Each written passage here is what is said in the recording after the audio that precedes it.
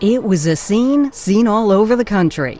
From one swing state to another, lines and lines of voters stretching for hours well after polls were supposed to close, testing the patience of those trying to cast a ballot. Clearly, the fact that we have to wait hours on end to vote, it seems like there should be a better way to get that squared away. We're going to scream. That's all we can do is scream. And the president himself was among those shouting out their frustrations.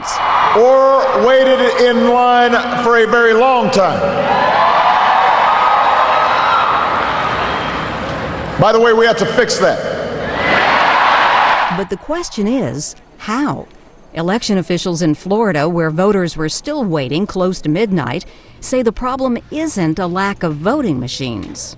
We, in fact, got more equipment than we had in previous elections. We deployed more equipment than before, so it's certainly not an issue of equipment or personnel available to us. Instead, some voters say the way to do it is the way they do so many other things in their lives, via the internet. I mean, for crying out loud, we vote on everything online. I can't see why we can't vote online for this as well. There are, of course, a multitude of security and election fraud concerns that go with voting online.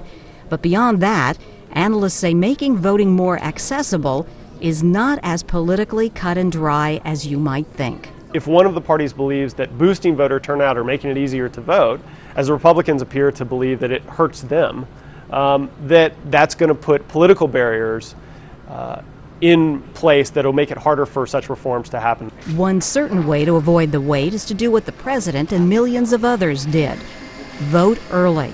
Rita Foley, The Associated Press.